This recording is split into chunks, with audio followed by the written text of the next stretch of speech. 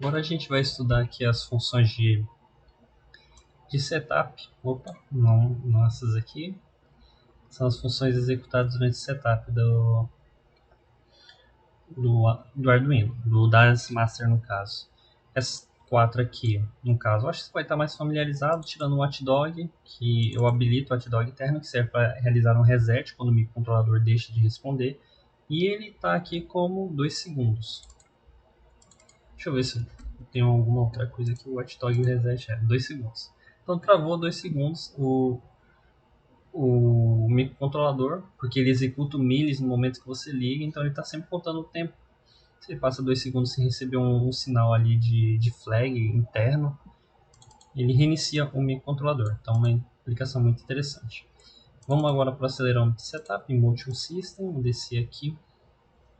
Acelerômetro setup. Aqui eu não tenho condições intelectuais de explicar esse código. O que eu posso dizer aqui? A gente vai pular essa parte que eu não sei explicar, mas tem uma inicialização aqui do MPU, tranquilo. E aqui tem a calibração do MPU 650. Vamos dar uma olhada aqui na observação x.1, que vai estar lá embaixo. Eu coloquei aqui só pesquisar, mas na verdade tem um código aqui que dá para ser usado. Eu inclusive fiz a calibração e eu não lembro mais. Mas tem um código aqui específico na biblioteca. Eu vou te mostrar o caminho, né? Sketchbook, acelerômetro, não. Examples, MPU 650. Algum desses aqui tem o código para fazer a calibração, ou você baixa ele online. Mas se você jogar MPU 650, Script Calibration, Offset, você vai encontrar com certeza aqui. Então é importante ser feito. Depois disso aqui, deixa eu ver se eu consigo comentar alguma coisa. Não, a gente só tem uma verificação aqui de erro, e depois disso a gente já vai pro loop, que eu já gravei um vídeo, mas eu não comentei os setups. Então aqui a única coisa que você tem que se preocupar tem que deixar essas coisas anotadas aqui. Vou criar um tópico aqui de revisão. E essas coisas que a gente tem que estar revisando é justamente o offset do MPU 650. Além disso, o número de bytes vindos do slave, que no outro vídeo eu comentei, eu não sei se foi no anterior, se vai ser no próximo, estou gravando um pouco saltado. Número de bytes do slave e de cada periférico. Barra sensor. Deixando anotado aqui essas informações que eu não posso deixar passar. Tem bastante coisa que a gente tem que considerar. Tá anotado sim, mas é bom eu sempre dar uma revisada aqui. Fechou então essa parte do acelerômetro. Vamos para a proa magnética, a tradução em português para Healing, Magnetic Healing, proa magnética. Ele está aqui no healing.ino. Aqui a biblioteca, né? Eu não comentei as bibliotecas, é importante você voltar aqui e dar uma olhada. Fornecer as bibliotecas também, mas acho que não tem nada que eu tenha que comentar. Aqui eu também não sei explicar o que é cada coisa, mas o que eu posso te antecipar sobre a proa magnética? Cada local do mundo tem um ângulo chamado de declividade magnética. A declividade magnética é o quanto que o campo magnético da Terra estaria distorcendo a posição do norte verdadeiro quando você visualiza uma bússola boa. O que é uma bússola boa, né? Eu não sei explicar a ver com Mozilla, né, mas é bússola ajustável.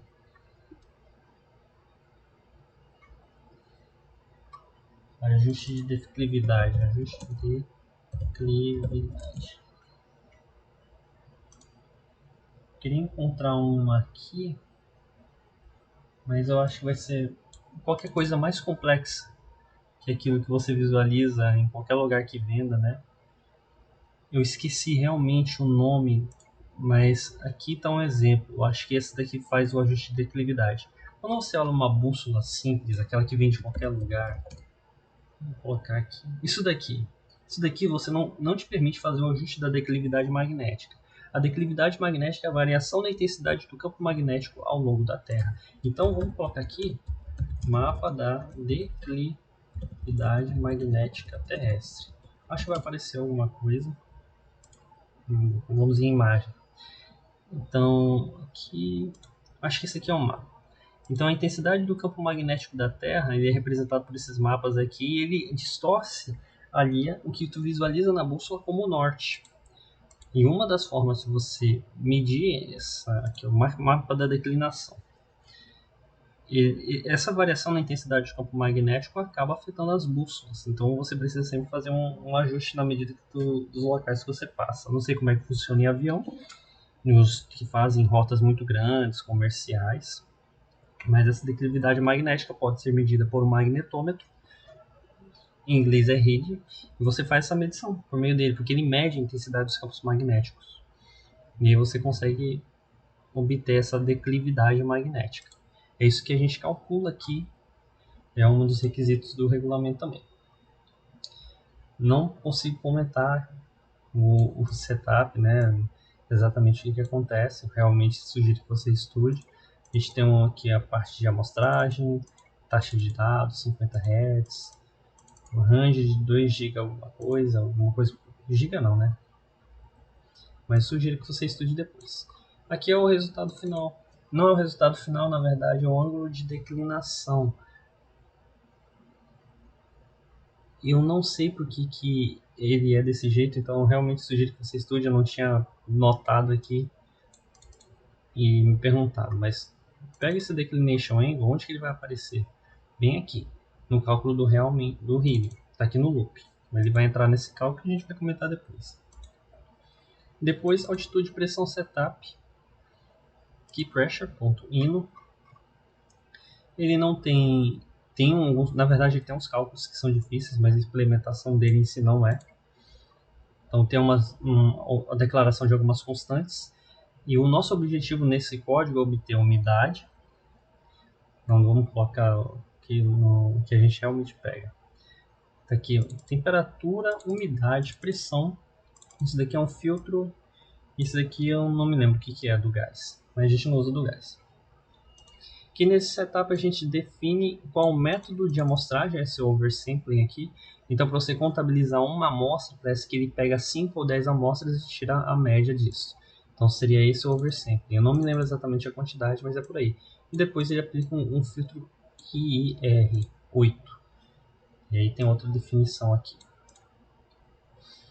A gente sempre tem essa questão aqui de verificação, né, durante o setup, se o sensor está conectado ou não.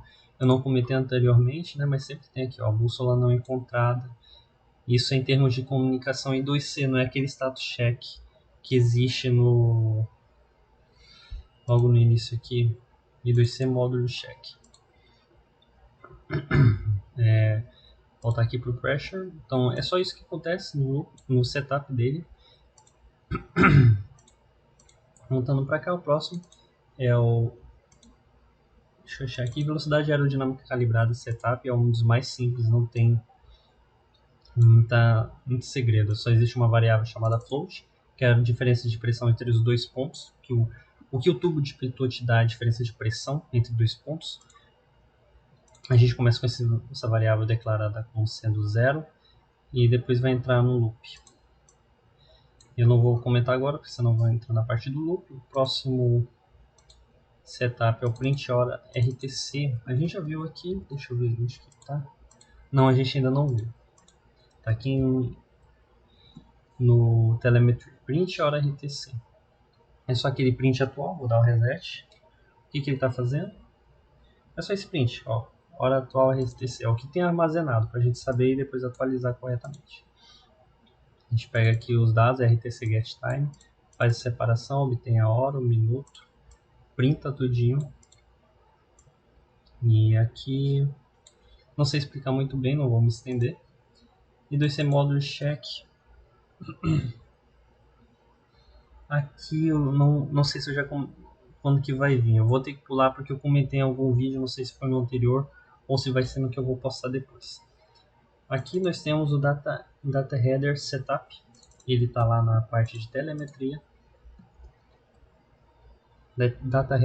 SD Data Header Setup. O que acontece é que um dos requisitos da competição é que você tem um cabeçalho lá no um bloco de notas, né, que você gerou, que vai ser importado para um Excel. E ele tem que ter essa primeira linha aqui, as variáveis, hora, minuto, segundo, tempo, latitude, longitude, altitude, todos esses aqui. Essa nomenclatura aqui tem que estar de acordo com o que está no regulamento. Alguns que não são obrigatórios não estão conforme está no regulamento, tá bom? Então é importante aqui saber fazer uns ajustes quando necessário. E logo abaixo você tem a unidade.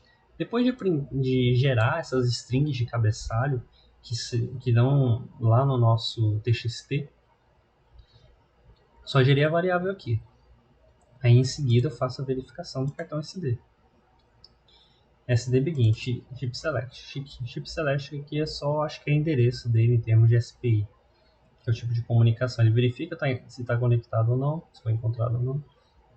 E se não, ele encontrou, e ele vai afirmar que se existe um arquivo.txt com o nome Urutau, ele vai falar que existe esse cartão TXT que ele identificou. Do contrário, não foi encontrado. E aí ele não encontrou o documento, um cartão SD, mas ele sabe que ele tem conexão com o cartão SD, mas não tem o TXT. Então ele fala, ó, não encontrei, e depois ele comenta, criando o arquivo.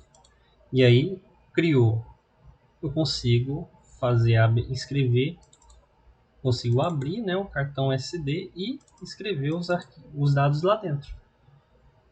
Não sei o que é flush.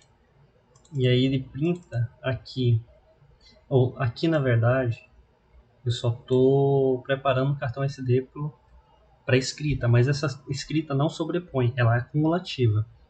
Então ele sempre começa a escrever logo abaixo da última linha. E aí eu printo, o primeiro print no cartão SD são dos dois cabeçalhos e aí eu fecho. Fechou isso daqui. Tem outro print aqui que eu acho que esse print é enorme, que é só uma divisão. E ele começa, seria ponto print cabeçalho SD dados, seria cabeçalho SD unidades. Aqui é o print dos dois cabeçalhos.